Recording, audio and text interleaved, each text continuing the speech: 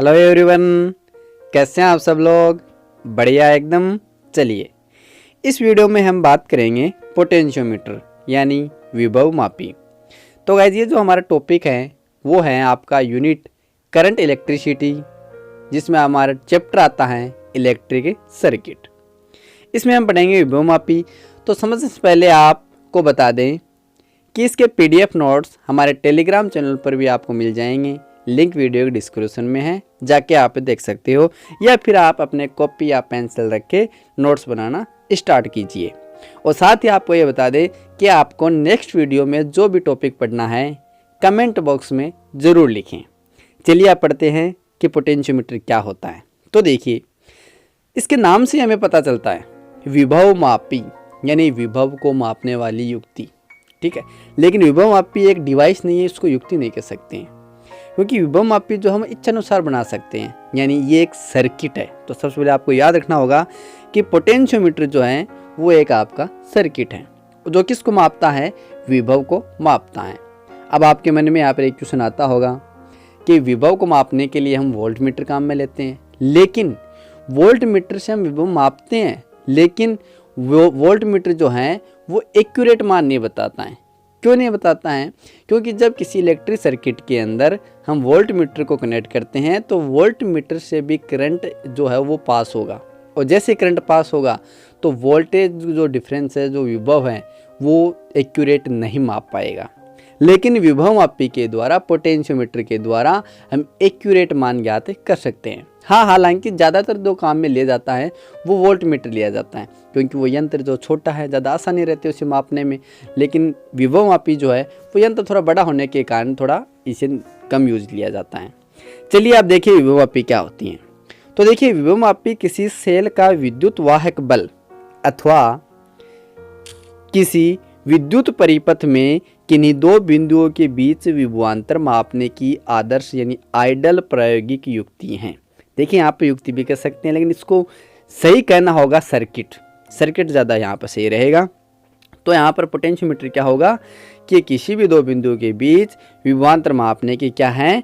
एक आइडल प्रायोगिक सर्किट होता है। ओके, चलिए अब बात करते हैं आगे कि विभव मापी का जो रजिस्टेंस है, जो प्रतिरोध है, वो कैसा होता है? अनंत होता है। यानी विभव मापी एक आदर्श वोल्टमीटर की तरह कार्य करता है। अब देखिए गाइस, यहाँ पर आदर्श वोल्टमीटर की तरह कार्य करता है, लेकिन हम आदर्श वोल्टमीटर बना तो नहीं सकते। क्यों नहीं बना सकते? क्योंकि जब भी इसे हम सर्किट में लगाएंगे, किसको? वोल्टमीटर को, तब क्या होगा? इसी से इलेक्ट्रिक करंट पास होगी। इलेक्ट्रिक करंट पास होगा तो फिर क्या होगा? हम विभव को सही से नहीं माप पाएंगे। तो आदर्श वोल्टमीटर तो हम बना नहीं सकते, केवल कल्पना कर सकते हैं, लेकिन विभव मापी जो वो आपका आदर्श होता है। ओके, चलिए, तो अपने आपने क्या सीखा है कि विभव मापी क्या होती है? एक सर्किट है, एक युक्ति भी कह सकते हैं, जो विभवांतर को मापती हैं एक आदर्श तरीके से। ओके, चलिए अब बात करते हैं आगे कि विभव मापी की सहायता से सेल का आंतरिक प्रतिरोध भी ज्ञात किया जा सकता है। यानी आपको अगली बात याद रखनी है कि आप विभव मापी की सहायता से किसी सेल का आंतरिक रेजिस्टेंस भी ज्ञात कर सकते हैं। ओके, चलिए अब बात करते हैं यहाँ पर विभव मापी की संरचना। तो देखिए, आप यहाँ पर साइड में चित्र देख पा रहे होंगे। आपका जो विभव मापी है वो कुछ इस प्रकार का होता है। ओरिजिनल रूप में यदि आपने कभी लैब में गए होगे, देखे होगे, तो कुछ इस प्रकार का दिखाई देता है। ठीक है, चलिए अब आगे पढ़ते हैं। देखिए, विभव मापी में मुख्यतः मैग्नीन या कांस्टेंट जैसी मिश्र धातु से बना तार होता है। इन पदार्थों का विशिष्ट प्रतिरोध अधिक एवं प्रतिरोधकता ताप गुणांक कम होने के कारण इनका उपयोग किया जाता है। यानी विभव मापी में हम इसी मिश्र धातु का काम क्यों लेते हैं? क्योंकि इन धातुओं के ऊपर बाहरी जो इन्वायरमेंट है, इनका जो टेम्परेचर है, उस पर कोई फर्क नहीं पड़ता इसका। यानी वो नगण्य रूप में मान सकते हैं, बहुत ही कम फर्क पड़ता है, जिससे हमें जो विभव मापते हैं उसमें कोई परेशानी नहीं होती है। वो एक आदर्श तरीके से हम माप सकते हैं। तो सबसे पहले आपने क्या सीखा है कि इसमें मैग्नीन और कांस्टेंट जैसी मिश्र धातु होती है। ओके, चलिए अब आगे देखिए। विभव मापी ए और बी के बीच 10 मीटर यानी 1000 सेंटीमीटर लंबा तार तनी हुई अवस्था में व्यवस्थित रहता है। गाइस, यहाँ पर देखिए, विभव मापी जो है उसमें 10 मीटर का कोई आवश्यक नहीं है कि हम 10 मीटर का ही लें, लेकिन आपको बता दें कि जितना लंबा तार होगा हम उतना ही आदर्श तरीके से विभव माप सकते हैं। हम इसमें 100 से लेकर 1000 मीटर तक 1000 सेंटीमीटर तक आप यहाँ पर लंबा तार ले सकते हैं। ओके, चलिए, यह 10 मीटर लंबा तार विभव मापी पर श्रेणी क्रम में संयोजित होता है। जैसे कि आप इस डायग्राम में देख पा रहे हो, कुछ ए और बी यहाँ पर बिंदु है, इनके बीच में इस प्रकार तार लपेटा हुआ है, लेकिन वास्तविक जो चित्र है वो मैंने आपको दिखा दिया कि वो कैसा होता है। ओके, चलिए अब बात करते हैं यहाँ पर विभव मापी के प्रिंसिपल की, इसके सिद्धांत पर, कि वो किस सिद्धांत पर कार्य करता है। तो देखिए, विभव मापी की सहायता से किसी अज्ञात विभवांतर या विद्युत वाहक बल का मान ज्ञात करने के लिए इसकी अज्ञात विभवांतर की तुलना करते हैं हम किससे, विभव मापी के तार पर एक समान रूप से वितरित एवं परिवर्तित ज्ञात विभवांतर से करते हैं। गैल्वेनोमीटर की अवक्षेप की अवस्था में अज्ञात विभवांतर या विद्युत वाहक बल का मान ज्ञात विभवांतर के समान होता है। यही विभव मापी का क्या कहलाता है, सिद्धांत कहलाता है। यानी आप क्या समझे, इसका प्रिंसिपल क्या है कि हमारे पास जो विद्युत वाहक बल कोई सेल है, कोई बैटरी है, या फिर किसी अज्ञात हमारे पास विभवांतर मान ज्ञात करना है, तो उसकी वैल्यू क्या होगी, वो उसकी जो विभवांतर, उसका विभवांतर क्या होगा जो हम अज्ञात यहाँ पर हम ज्ञात कर रहे हैं। मान लो किसी सेल का यहाँ पर ज्ञात कर रहे हैं विद्युत वाहक बल या विभवांतर ज्ञात कर रहे हैं, तो उसका विभवांतर किसके इक्वल होगा, उसमें लगे हुए जो तार हैं जिस पर समान रूप से वितरित हैं विभवांतर, उसके इक्वल होगा। ओके, चलिए अब यहाँ पर दूसरी भाषा से भी हम समझ सकते हैं। देखिए, अर्थात विभव मापी में लगे गैल्वेनोमीटर में I = 0 की स्थिति पर, यानी जब गैल्वेनोमीटर में जो करंट है वो 0 हो जाए, तब क्या होगा, पर विभव प्रवणता के साथ किन्हीं दो बिंदुओं के बीच विभवांतर ज्ञात करना ही क्या होता है, विभव मापी का सिद्धांत कहलाता है। हम यहाँ पर समझेंगे आगे कि विभव प्रवणता क्या होती है, इसको हम डिटेल से समझेंगे। अब जैसे यहाँ पर एग्जांपल समझते हैं पहले सबसे, तो देखिए, किसी सेल का विद्युत वाहक बल मान लेते हैं एप्सिलॉन है। ओके, जो अज्ञात विद्युत वाहक बल है।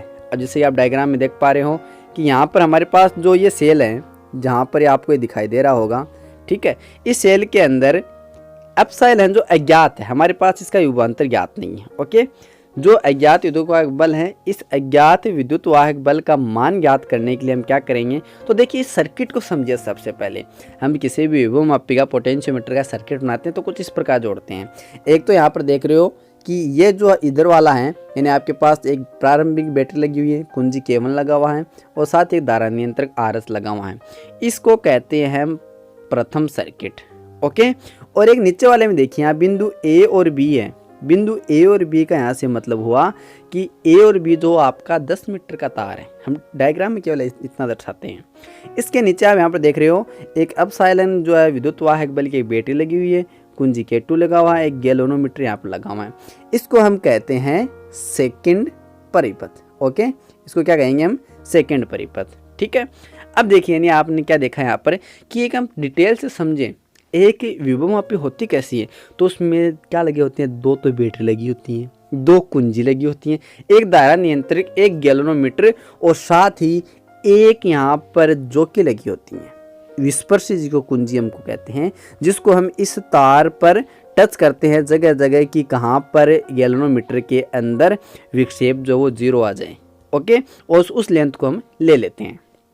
चलिए आगे देखिए, अब जब परिपथ में कुंजी जो आपकी K2 हो खुली हो, जैसे कि आप यहाँ डायग्राम में देख पा रहे हो, ये जो आपकी कुंजी है जब ये खुली हो तो एप्सिलॉन P का मतलब यहाँ पर हो गया, एप्सिलॉन का मतलब है विद्युत वाहक बल किसका, प्राथमिक सेल का। यानी आपने पढ़ा था, मैंने बताया था अभी कि आपका प्राथमिक सेल कौन सा है, ऊपर वाला है ये, ठीक है, EP। तो देखिए, सेल की विभव प्रवणता को हम लिख सकते हैं, विभव प्रवणता को हम डिनोट करेंगे x से, और इसको x = लिख सकते हैं एप्सिलॉन P/L, जहाँ पर L क्या है, आपकी विभव मापी तार की लंबाई, और आपकी EP क्या है, यहाँ पर प्राथमिक परिपथ का सेल। ठीक है, चलिए, यानी अब आप यहाँ पर लिख सकते हो EP = x × L। यहाँ पर EP क्या है, आपकी प्राथमिक सेल का विद्युत वाहक बल है। ओके, चलिए अब देखिए जैसे अब K2 कुंजी को हम बंद करके गैल्वेनोमीटर में विभव मापी पर एप्सिलॉन सेल की संतुलित लंबाई ज्ञात करेंगे। यानी अब जैसे हम कुंजी K2 को हम दबा देंगे, आपने जैसे ही पीछे डायग्राम में देखा है, तो विद्युत धारा बहेगी। अब उस जोकी को हम जगह जगह स्पर्श करेंगे। अब स्पर्श करेंगे तो हमें एक जिस तार पर जिस लेंथ पर बिंदु ए से हम स्टार्ट करेंगे स्पर्श करना, और मान लेते हैं कहीं 1 मीटर पर या फिर 1.5 मीटर पर कहीं ऐसा बिंदु आ गया, एक पॉइंट सी वहाँ पर आ गया जहाँ पर गैल्वेनोमीटर के अंदर जो विक्षेप है वो 0 दिखाता है, और 0 दिखाता है। उसी समय हम क्या मान लेंगे कि हमारे पास जो जितने वायर का विभवांतर है उतना ही विभवांतर किसका है, उस जो द्वितीय सेल है जिसका हमें विभवांतर ज्ञात करना था उतना ही उसका है। यानी यदि संतुलित लंबाई मान लेते हैं एल है, संतुलित लंबाई का मतलब जिस लेंथ पर हमने टच किया है, तो विभव मापी के सिद्धांत से हम लिख सकते हैं epsilon equals to x into small l, अर्थात एसी के बीच विभवांतर, एसी का मतलब यहाँ पर होगा ए से स्टार्ट किया, मान लो कोई 1 मीटर या 1.5 मीटर पर सी पॉइंट आ गया, के बीच विभवांतर इक्वल्स टू होगा एप्सिलॉन सेल का विद्युत वाहक बल। यानी हम लिख सकते हैं VAC, यानी वोल्टेज किसका, एसी का। यहाँ पर ध्यान रखना गाइस, जो लंबा तार है 10 मीटर का उसको हम AB से लिखे हैं, लेकिन एसी कौन सा वायर है, जितने वायर पर हम टच किया है और जहाँ पर हमें वो संतुलित लंबाई हमें मिली है, यानी गैल्वेनोमीटर के अंदर विक्षेप 0 हुआ है, तो हम VAC इक्वल्स टू लिख सकते हैं XL या इक्वल्स टू लिख सकते हैं एप्सिलॉन। यानी एप्सिलॉन क्या है, आपका जो द्वितीय परिपथ के अंदर सेल है वो है, ठीक है। जहाँ पे एक्स भी हमें ज्ञात है, विभव प्रवणता भी ज्ञात है, और एल भी हमें यहाँ पर लेंथ ज्ञात है। यानी हम सिंपली लिख सकते हैं ज्ञात विभवांतर इक्वल्स टू अज्ञात विद्युत वाहक बल। ओके, चलिए अब यहाँ पर तो बार बार शब्द आ रहा है विभव प्रवणता। विभव प्रवणता क्या होती है? विभव प्रवणता देखिए, विभव मापी के तार की इकाई लंबाई पर विभव पतन, विभव पतन का मतलब यहाँ पर होगा वोल्टेज ड्रॉप, यानी विभव मापी के तार की इकाई लंबाई पर जितना वोल्टेज ड्रॉप होता है उसको हम क्या कहते हैं? विभव प्रवणता कहा जाता है। यदि इसे अक्ष से प्रदर्शित करें तो हम सिंपली पीछे भी लिखा था और लिख सकते हैं x equals to epsilon P upon L, जहाँ L क्या है? विभव मापी के तार की लंबाई है, और EP क्या है? प्राथमिक परिपथ का सेल है। ओके, और साथ ही आपको यहाँ पर याद रखना होगा कि आपके पास जो विभव प्रवणता है उसका मात्रक क्या होता है? वोल्ट प्रति मीटर होता है। ओके, चलिए अब यहाँ पर देखो समीकरण निकालते हैं विभव मापी के, ठीक है। तो देखिए विभव प्रवणता के अन्य समीकरण देखेंगे तो विभव प्रवणता की परिभाषा से तो हम लिख सकते हैं, देखिए यहाँ पर भी लिखा था एप्सिलॉन इक्वल्स टू क्या लिख सकते हैं? x इंटू एल, और VAB क्या है? मतलब वोल्टेज, यानी पूरे AB वायर का, ठीक है। तो अब देखिए यदि विभव मापी के तार का रेजिस्टेंस R यानी प्रतिरोध R है तथा प्राथमिक परिपथ में विद्युत धारा I हो तो ओम के नियम से सिंपली हम लिख सकते हैं VAB इक्वल्स टू IR, यानी ओम का नियम आपने पढ़ा होगा जो सामान्य 10th क्लास में भी आ जाता है। तो VAB यानी पूरे AB वायर पर वोल्टेज इक्वल्स टू होता है उसमें प्रवाहित धारा और उस वायर का रेजिस्टेंस यानी IR। ओके, अतः विभव मापी की विभव प्रवणता समीकरण 1 से लिख सकते हैं। हमारे पास समीकरण एक क्या थी? यहाँ से देखिए epsilon equals to XL equals to VAB, तो सिंपली VAB की जगह हम XL लिख सकते हैं, तो हमारे पास आ जाएगा XL इंटू IR, और X यहाँ से आ जाएगा equals to IR upon L। और यहाँ पर देखो R अपॉन जो L आपको दिखाई दे रहा है, ये R अपॉन L जो है इसका मतलब क्या हुआ? तार की इकाई लंबाई का प्रतिरोध, यानी जिसे हम लिखेंगे RM से। सिंपली हम लिख सकते हैं X इक्वल्स टू IRM। ये भी एक क्या आ गया हमारे पास? विभव प्रवणता का फॉर्मूला आ गया।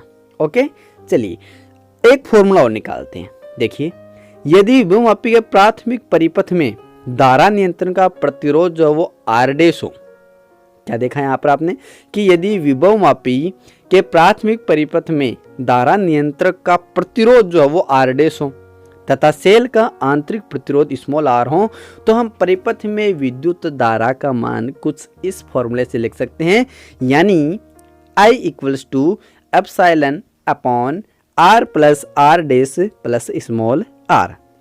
अतः इस समीकरण के अनुसार हम विभव प्रवणता क्या लिखेंगे, क्योंकि हम जानते हैं, हमने पीछे निकाला है कि x इक्वल्स टू क्या होता है, IRM होता है। ठीक है, तो हम सिंपली लिख देंगे x equals to epsilon r plus r dash plus r और साथ में क्या लिख देंगे यहाँ पर RM, यानी हमने i की वैल्यू यहाँ पर पुट कर दी है। ओके, तो हम सिंपली लिख देंगे कि RM और अपॉन में कैपिटल R है। ठीक है, तो इसको सिंपली क्या लिख सकते हैं, देखिए यहाँ पर RM इक्वल्स टू क्या लिख सकते हैं, R अपॉन L लिख सकते हैं। तो यहाँ पर इस RM की जगह क्या पुट कर देंगे, R अपॉन L पुट कर देंगे। तो यहाँ पर हमने पुट किया है, तो आप देख पा रहे हो इस RM की जगह हमने क्या लिख दिया है, R अपॉन L लिख दिया है। अब यहाँ से आगे देखिए, दो कंडीशन लेंगे। यदि धारा नियंत्रण का प्रतिरोध शून्य हो, मान लेते हैं कि उस धारा नियंत्रक का जो आपका H लगाया था आपने, उसका कोई प्रतिरोध नहीं है तथा सेल का आंतरिक प्रतिरोध भी शून्य है, यानी यहाँ पर R डैश का मान भी कितना है, सॉरी आपके पास यहाँ पर R डैश की जो वैल्यू है वो भी कितनी है, 0 है, और आपके पास स्मॉल r है वो भी 0 है। उस समय हम यहाँ पर यदि दोनों की वैल्यू 0 करें, यानी यहाँ पर दोनों की वैल्यू 0 कर दे, किसकी, इस वाले R डैश की और इस वाले R की, तब हम सिंपली क्या लिख सकते हैं, यहाँ पर epsilon upon capital R into R upon L, और यहाँ पर देखेंगे हम कि आपके पास कैपिटल R से कैपिटल R कैंसिल आउट हो जाएगा, तो आपके पास एक और विभव प्रवणता का फॉर्मूला आ जाएगा, x equal to epsilon upon L, जो आपने पीछे भी पढ़ा है, एक और नहीं कह सकते, हम पीछे भी पढ़ा, उसको हमने प्रूफ किया है कि वो कैसे आएगा। आगे और देखिए कंडीशन 1, यदि विभवमापी के तार की प्रतिरोधकता रो हो और अनुप्रस्थ काट क्षेत्रफल A हो, तो हम सिंपली क्या लिख सकते हैं, रेजिस्टेंस को R equals to rho L upon A, क्योंकि हम जानते हैं ऐसा एक फॉर्मूला है। ठीक है, चूंकि x इक्वल्स टू क्या लिखेंगे, एप्सिलॉन अपॉन L, जो हमें अभी पीछे प्रूफ किया है, तो सिंपली यहाँ से लिख देंगे एप्सिलॉन इक्वल्स टू VAB होता ही है, यानी पूरे AB वायर के लिए हमने वोल्टेज यहाँ पर याद करना है। तो VAB इक्वल्स टू क्या होता है, IR ओम के नियम से R की वैल्यू यहाँ से हम पुट कर देंगे, R की वैल्यू हमारे पास क्या है, रो L अपॉन A, तो यहाँ से हमने वैल्यू क्या कर दी, पुट कर दी है। ओके, चलिए अब आगे देखिए, x इक्वल्स टू हम सिंपली क्या लिख देंगे, x equals to I rho L upon L A, और हम यहाँ पे देखेंगे कि L से L क्या हो जाएगा, कैंसिल आउट हो जाएगा, तो हमारे पास बचेगा सिंपली ये फॉर्मूला, यानी I रो अपॉन A। ठीक है, तो आई होप गाइज कि आपको ये वीडियो पसंद आया होगा। वीडियो पसंद आया तो लाइक और अपने दोस्तों के साथ शेयर कर दें। और हाँ रुकिए, आपको एक बात बता दें कि विभवमापी पढ़ा आज हमने, नेक्स्ट वीडियो में पढ़ेंगे हम विभवमापी के अनुप्रयोग, यानी विभवमापी के जो भी हम काम में लेते हैं किस तरह से इसको काम में लेंगे, और वो वीडियो जो वो काफ़ी लंबा होने वाला है, क्योंकि उसमें विभवमापी के अनुप्रयोग और संशोधन गुणांक वगैरह बहुत सारी चीज़ें वहाँ पर पढ़ने वाले विभवमापी के बारे में।